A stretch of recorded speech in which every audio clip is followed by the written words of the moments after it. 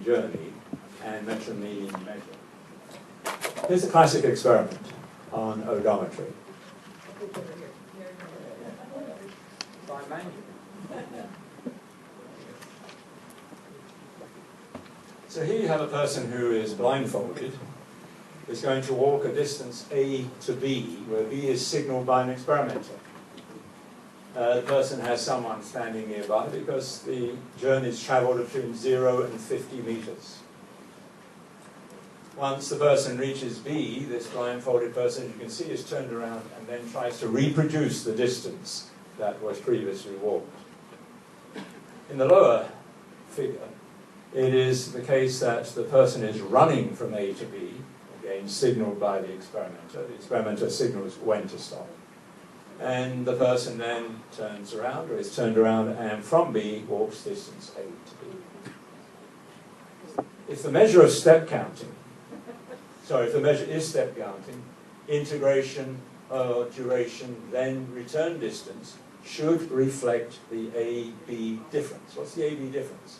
Some people run, some people walk. These are the data in this experiment. The outbound distance in meters and the return distance in meters. And what you see in this particular data is that walk and run odometers are the same. Now to me, when first seeing these data, and some years later when I pondered them more, I thought this is close to impossible. How can walk and run be the same? Because they are so biomechanically different. You name it, and they differ. They're about as different as two things can be. The inventory of differences is large.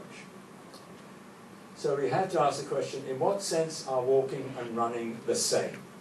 That was challenging for a while, but then by the grace of God and her associates, I happened to find a person in Portugal for whom it was a case that matters of gait, in particular the particularly the gaits of bipeds, were being inquired about. The group symmetry theory of gaits. And so why is walking and running, why are they the same? Why is walk and run of the same kind? Because they actually share dihedral to symmetry. The symmetry analysis says they sit here. They sit here with a number of other gaits, and they don't sit over here, which are different gaits. So we then understood something, that the walk and the run were the same, not because of anything biomechanical, but something about their symmetry structure, which could only be revealed by symmetry group theory. That will be our first speaker, will be Ms. Pinto. But how do human and ant odometry compare? So why should we worry about ants? Well, most of the great work in this area has been with ants for quite a considerable period of time.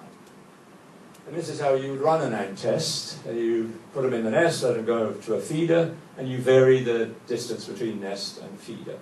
You do so in Tunis, in the desert, or some work area which we mentioned to us. And then the task of the recently acquiring food ant is to get its way back to here. So this is where we might begin. With normal legs, you go out 10 meters, and when you come back, you do 10.2 meters. But in this famous experiment, you shorten the legs of some of the ants, so when they get to the place where the food is, you make their legs shorter. And some of the other ants, when you get to the place where the food is, you make their legs longer. And when they walk back, you'll notice that they walk back now, so we're at this and this level, 5.75 meters, 15.30 meters compared to normal legs out and normal legs back, yield the same measure. That's a little puzzling. And the puzzlement is probably amplified a little bit by noticing that if the short guys now walk out 10 meters, they walk back 10.2 meters. So when they go home, you wake them up the next day and you let them go and do the task again. And you can see the differences in leg length is not a difference. So the question here is there a different group symmetry principle? And we can see that human and ant odometry seem to contrast or compare. Our three speakers today will direct their attention at these matters. And Dr. Pinto.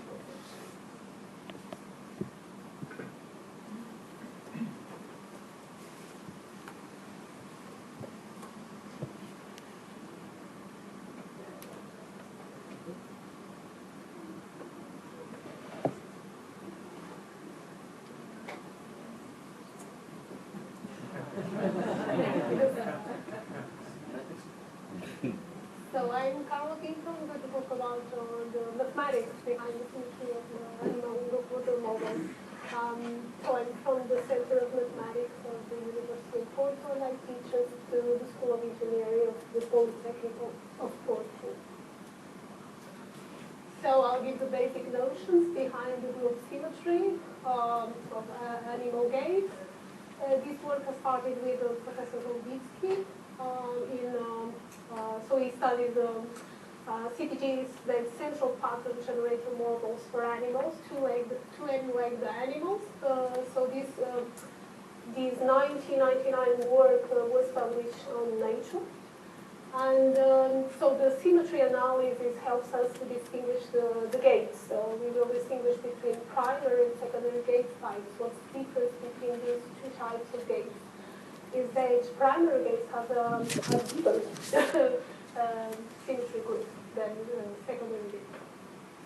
And so you can go from primary gaits to secondary gaits by breaking the symmetry. So you're reducing the symmetry group of gaits. So the why, sorry. So you can actually observe the architecture of central pattern generators in nature, and so you can study things like duty factor or the time, the swing and stance phase of the gait, and so on. And for instance, you have in a bike that you have walk and run or half period auto phase, you do something like this. But our models also distinguish between what's actually the extensor and flexor muscle of the ankles do when you walk or when you run. For instance, when you walk, flexor and extensor are half period out of phase. You do this type of movement with your ankle. And when you run, you have a pogo stick motion. So you do something like this. Okay, so extensors and flexors do the same thing at the same time. So they are in phase. So this is more or less the reason for symmetry. And the central pattern generator models that Professor Odometry developed, they actually explain either vertebrate animal locomotion or also other animals such as snakes and lampreys and etc. So symmetry seems a reasonably modeling assumption. Nevertheless, our world is not symmetric, but symmetric central pattern generators resemble more actual gaits than non-symmetric ones. And so in robotics, I've done also some work concerning robotics. Application of central pattern generators in robotics, you can also have this type of CPG networks. And you can, for instance, try to model how, for instance, when a robot sees some obstacle over there and with a discrete part, you can equals the reject part and say to the robot, just go this way or the other way also. So you can do that too. And so, Coppell and Ermentrout started studied nonlinear systems, and they showed that they could generate traveling waves. Collins and Stewart, they studied the 4 and 6 cells, oscillators, central pattern generators for hexapods and quadrupeds, but there was their quadruped CPG locomotor model couldn't explain the difference between trot and pace. That's why in 1998-1999, Buono and Golditsky, so they derived the 8-cell CPG network for quadrupeds that made this difference between trot and pace. These are the CPG models of Collins and Stewart, 1993. So some other people. And what I've been talking about are these locomotor CPGs for two-legged animals. So symmetry, they have, I'm going to show you the CPGs and it's better to explain the symmetry of it. Okay? So here, that's better, right? Yes. Right. So here you have the CPG for two-legged animals. And if you consider quadrupeds, you have a 4-cell CPG, that's this one. The arrows here represent the couplings between the neurons, the oscillators, and over there it's the biped model. So you have so this biped model is only modeling your ankles, right?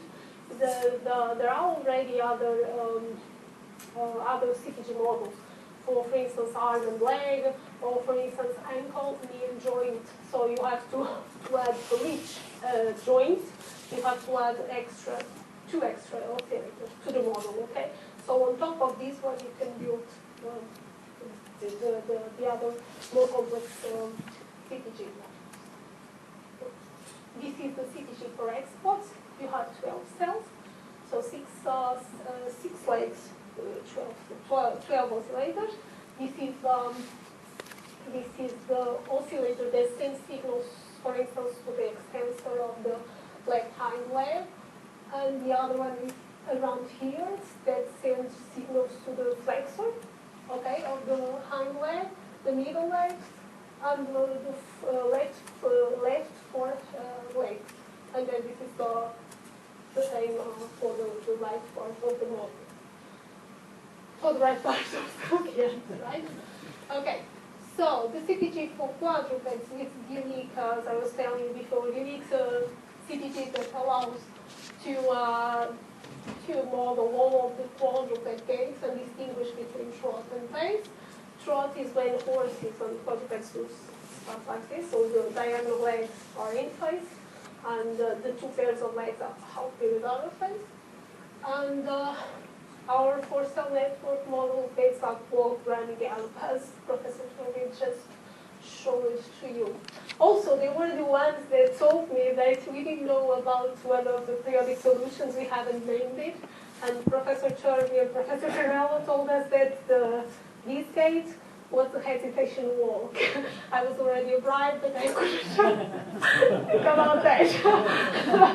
So it was the hesitation walk is the label of our game.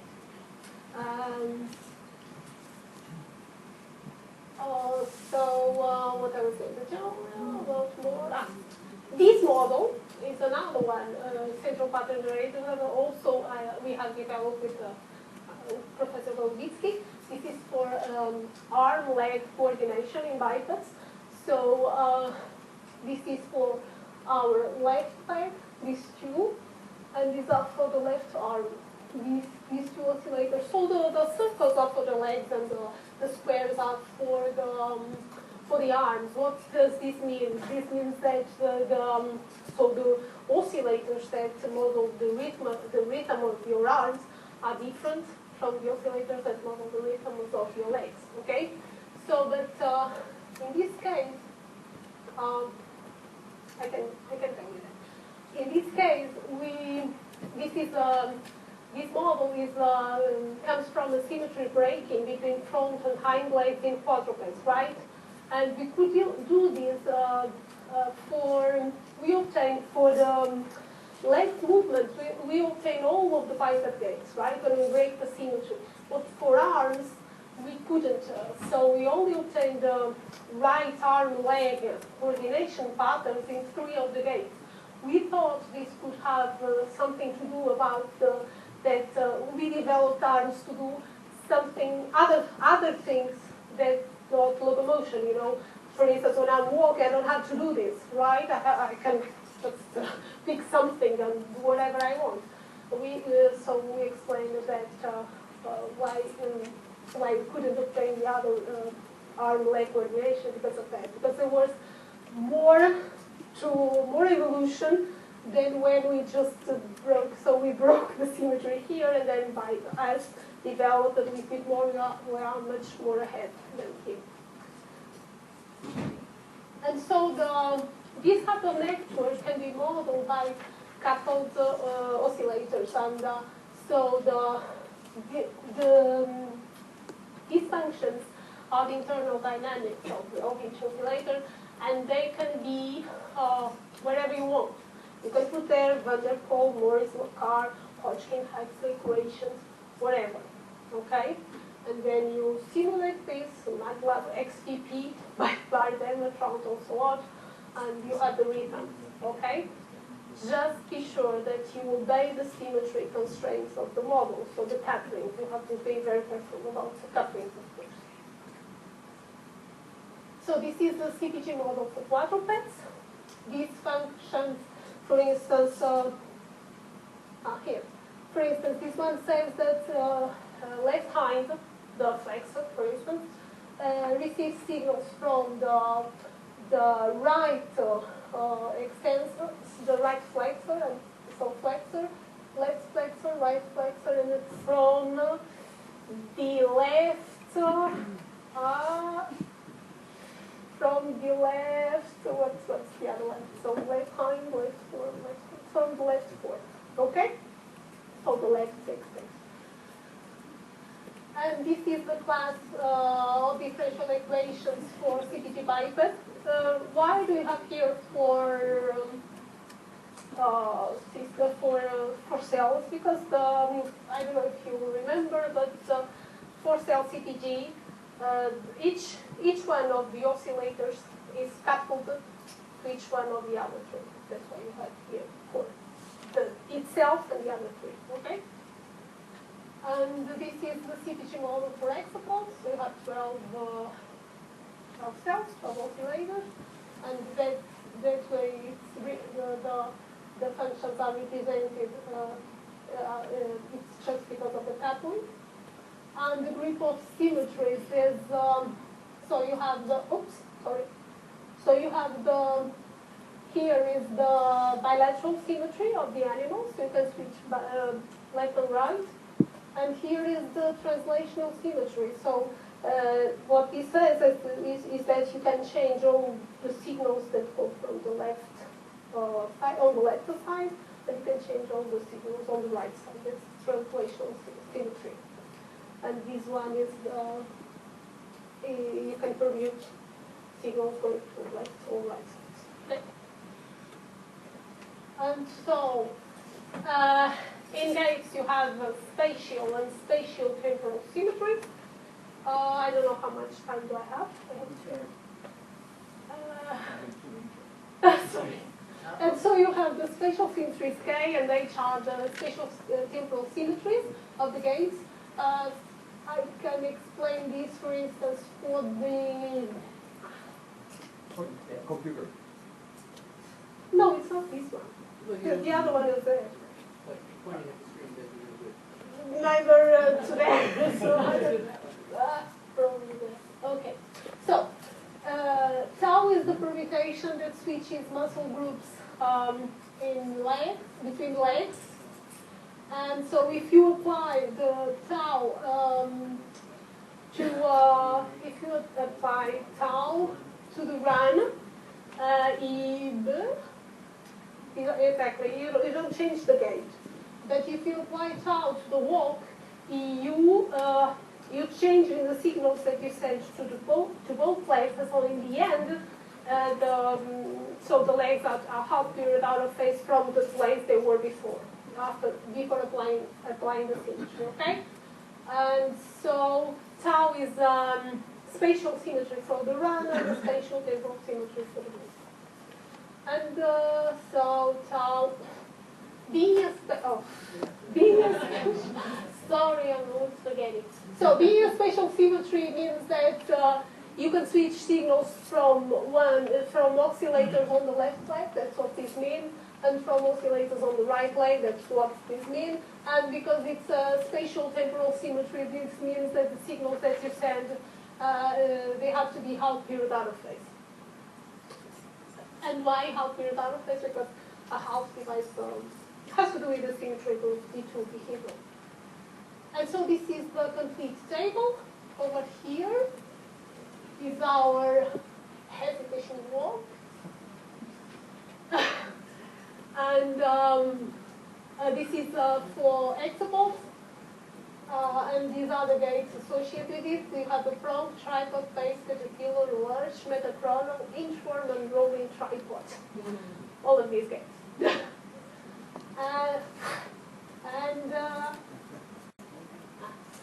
And so I'm guessing I'm completely out of time.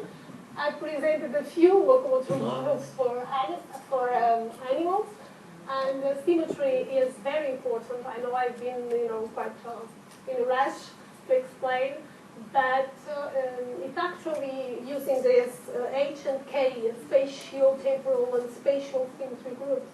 You can actually distinguish between these gaits, and so you have a bigger group. The gaits are called primary, and if you break the symmetry of these gaits, they are called secondary gaits.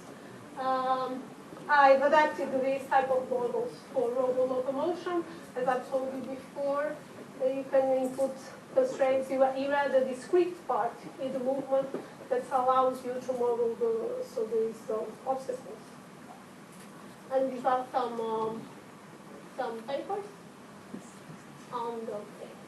Thank you.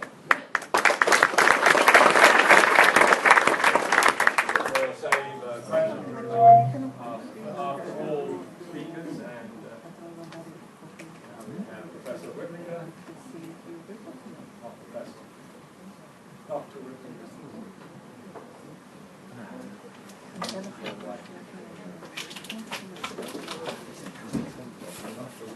Will present on ants.